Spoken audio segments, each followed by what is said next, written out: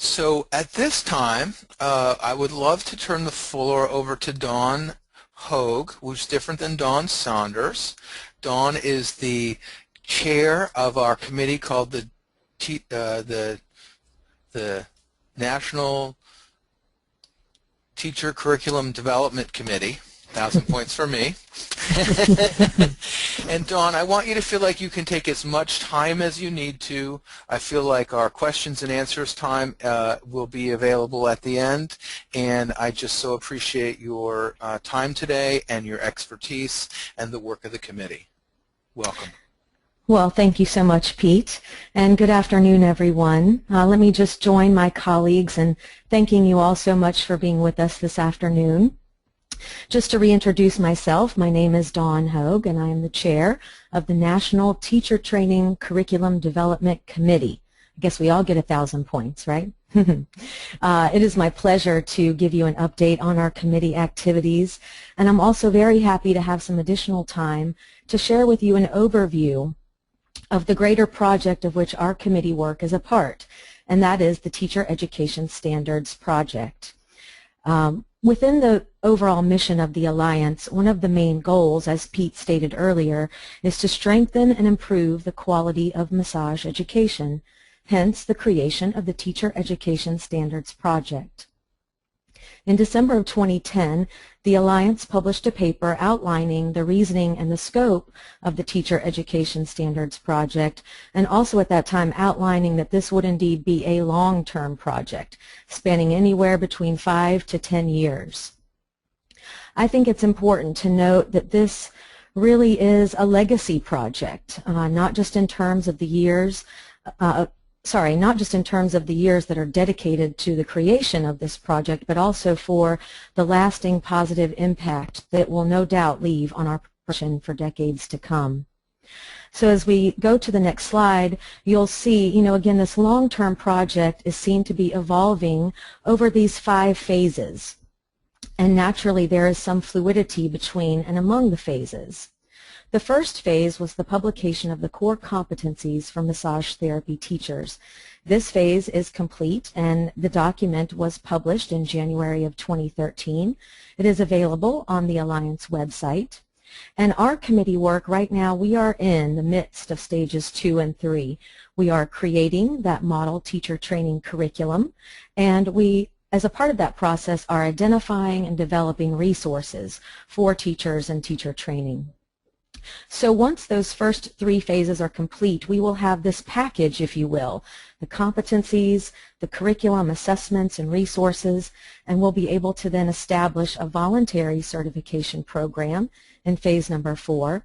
And as that grows in adoption and implementation, it will naturally lead to the 5th stage, which is incorporating these teacher education standards at the regulatory level. Now I want to give you an overview of the core competency document itself. I think it's really valuable to spend a few minutes with this piece as it is directly forming our committee work right now.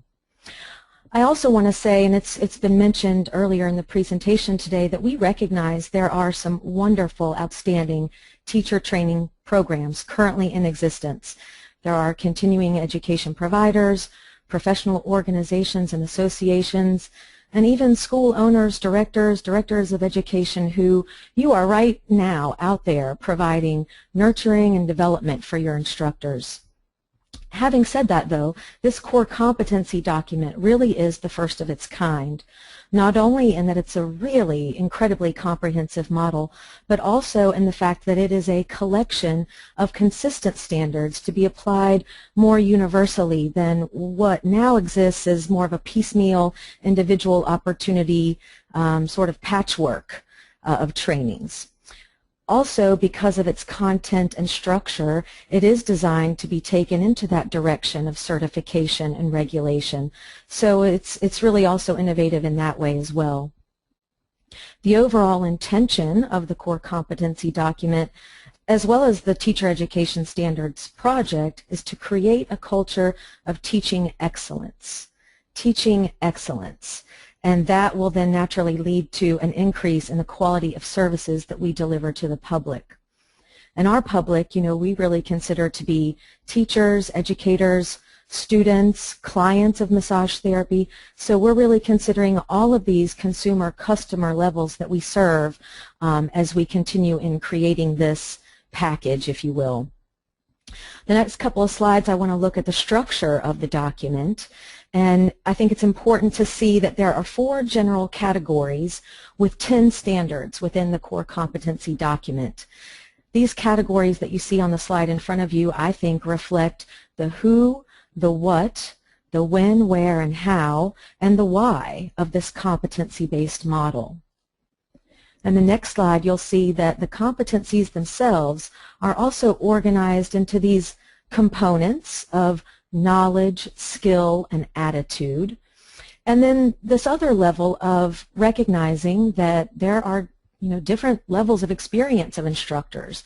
There are entry-level instructors and experienced instructors, and in a competency-based education, it's important that the expectations for the demonstration of competence be appropriate for the experience level.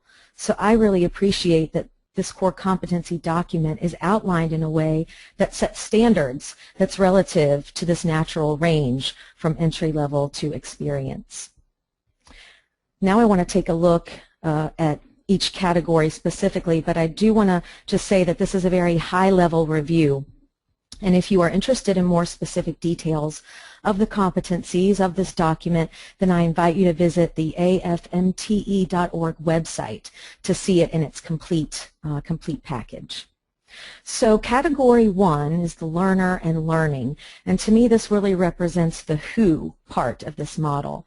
And I should have that word learner in parentheses or in italics because that word was chosen specifically instead of the word student, because it implies a more active role in learning and is more appropriate for adult education, which tends to be more collaborative, more active and engaged. It's certainly incredibly diverse, and in our types of learning environments, in massage and bodywork education, I think we tend to promote responsibility and provide support at a level that is very unique, even to other adult education environments. So these 3 standards are really addressing, how learners develop and how we can contribute to their well-being in the classroom or in the learning environment. It also addresses the learning differences that teachers need to respect and consider and have a wide range of integrative approaches that we can utilize in the classroom to work effectively with these various learning differences. Standard 3, and I should have also had learning environments in parentheses or italics because that word choice was selected specifically instead of classrooms, because that really reflects more of the diverse possibility of what a learning environment looks like in adult education. And so the question that we hold in Standard 3 is, how do we create a learning environment that really inspires and motivates our students, our learners, at their various levels? The next category is that of content, and that's really the what of the model. Content is related to the knowledge that we must have and how we apply that knowledge. And I think we would all agree and recognize that as educators we must have a very deep and very flexible understanding of our subject matter, and we have to be able to deliver that effectively, make it accessible, and impart that information and understanding to our students, to our learners. And we also have to make it relevant to their practice. We have to take this content and apply it to what is going to be their vocation. We also have to apply it, in, again, massage and bodywork education. It's somewhat unique in that we are applying this for our students in a client-centered professional practice, which often has some very unique dynamics as a part of it. We have to teach critical thinking skills across disciplines sometimes, and so again, I think that deep and flexible knowledge that we have to have, understanding, cannot be understated. In category 3, which is related to instructional practice, you see here we're really addressing the when, where, and how. So we've got the who, we've got the what, and now how do we make it come alive? how do we plan, strategize, deliver, and then assess how we're doing and how effective our instruction is in the classroom. Again, I think we can all recognize and agree that effective instructional practice requires, of course, creativity and passion, but that has to be balanced with, those practical, pragmatic skills of really good organization and time management. And so we have to have planned strategies for instruction based on clear learning objectives with solid content and engaging activities. In terms of our instructional strategies, we really need to have a variety of methods in our toolbox or tool bag that we can pull out and utilize, for these diverse learners at very different stages of development in the learning environment. And then we have to observe keenly and keenly assess and honestly assess, are we being effective? And we also really want to remember to utilize self-assessment in this process, not only for ourselves as instructors, but allowing our students to do their own self-assessment in terms of reflecting on how we can demonstrate competence. It's not just about taking a test and answering the questions correctly, but it's about really looking within ourselves and assessing about what are we contributing, to our own learning experience. This leads me right into category number 4, which is professional responsibility, and I see this as the why of this model. And our primary role is to establish safe and productive learning environments. And to do so, I think it's just a must that we engage in continual self-reflection, again, that self-assessment, professional development, and also self-care. We cannot minimize the importance of self-care as instructors, as educators. And always remember that we are a model of these professional standards that we are setting. We are modeling professional behavior and ethical conduct, not just for ourselves, but also in terms of our collaborative efforts with other colleagues and other healthcare professionals. We recognize that this is a continual process, both individually and for the greater good. And that leads me right into my next slide, which is to shift the focus a little bit and look at our National Teacher Training Curriculum Development Committee. So our committee, again, my name is Dawn. I am the chair. I have the privilege and pleasure to work with Gloria Lawrence as our liaison to the Board of Directors. And we had our first meeting as a committee almost a year ago. It was late summer, early fall of 2013. So it's not been quite a year that we really solidified as a committee. And there are 10 of us. You see our names there on the slide in front of you. I will say that we are very dedicated, engaged, participatory, as you've heard from some of the other committee chairs. Likewise, our committee, we do a lot of work in between our monthly conference calls. We have homework assignments in between our calls and in preparation for our meetings. And so, we are all very passionate about our committee work. We're passionate about our profession, and we are really passionate about teacher training standards. These other 8 names that you see on the slide reflect that of other members of the Alliance Board of Directors. They also reflect school owners, program directors, publishers, textbook authors, business owners, practitioners, and of course educators. And I did an informal survey in preparation for this meeting today, and I asked our committee members to tell me how many years of experience they had in the massage and bodywork profession.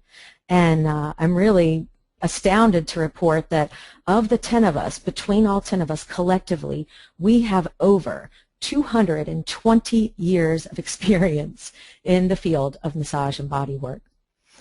I will let that speak for itself and just say that it is absolutely my privilege to work with such an esteemed group of people. You see our mission there is to design and create a comprehensive framework based on the core competencies for curriculum development, assessment, instruction, and training of educators in the field of therapeutic massage and bodywork. Develop a network of instructor training and support resources. So you can see we are right there in line with phases 2 and 3, as I said, exactly where we need to be. I'd like to share with you a little bit of our process of evolution so far, and then I'll address this slide you see in front of you about assessments, because that's where we are at this moment. But I think to help you understand how we arrived here, I want to just kind of give you a sense of what we've been through. And the first couple of months, we were getting connected naturally to each other, to our task at hand, to defining our mission. That core competency document, again, is very comprehensive, and so, that was a big baton that was passed to us, and we really feel an obligation to do right by it. So we really wanted to take some time and really, get centered on what our mission is. The next few months, we looked at developing curriculum. It's part of the name of our committee, and so we started taking it standard by standard and creating some curriculum content for each of these standards. And we realized pretty quickly that that was starting to be a little too prescriptive and too narrow, and that ultimately we want this package to be able to be applied across the gamut of massage and bodywork programs that exist out there right now. And those span quite a wide range. So we didn't want to be prescriptive in terms of the content. So then we realized, okay, we've got this great core competency document that really outlines what's expected. Now we need to define these assessments in terms of how do we measure these levels of competence. And we decided, okay, we're going to go standard by standard in sequential order and look at each one and create assessments line by line.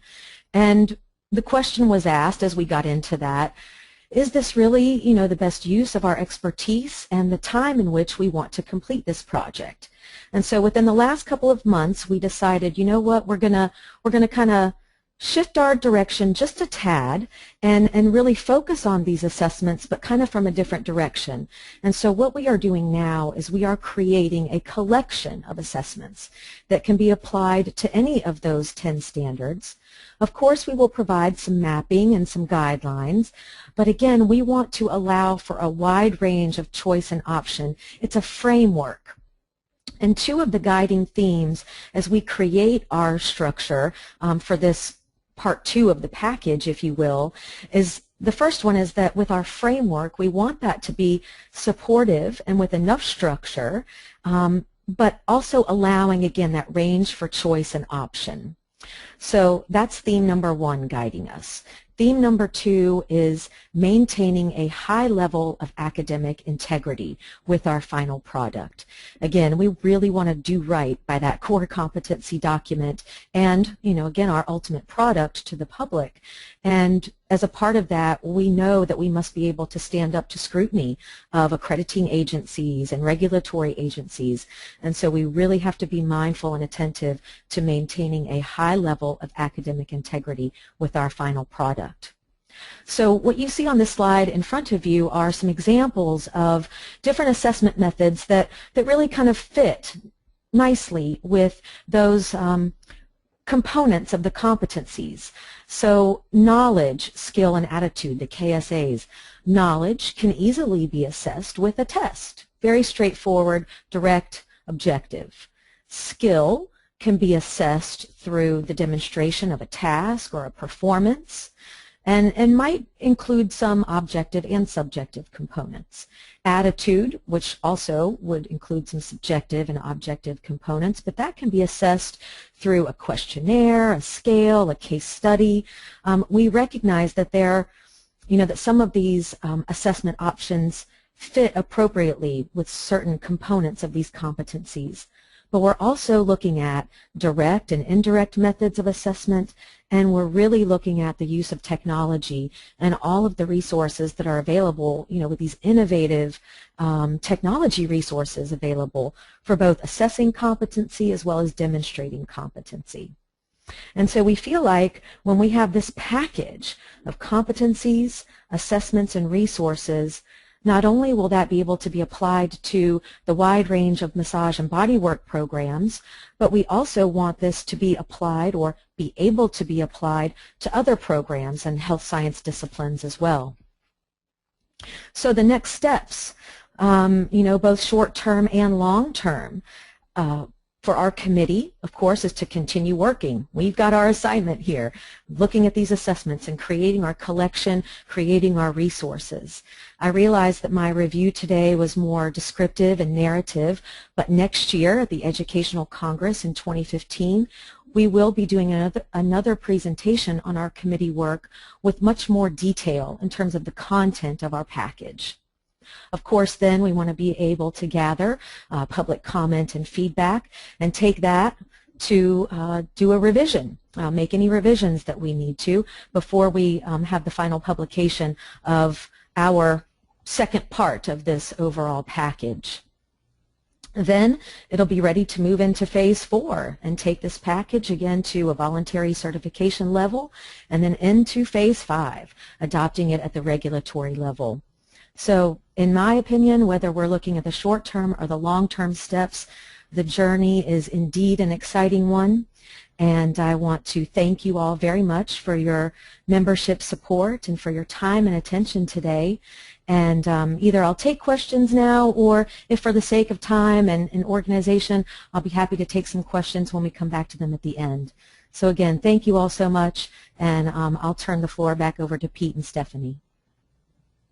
Thank you so much, Dawn. I feel like you've covered so much material here, and it's just a pleasure to hear you speak about the project. I've been so involved with it, it's nice to hear someone else speak about it, and I feel like we're so much on the same page. Thank you.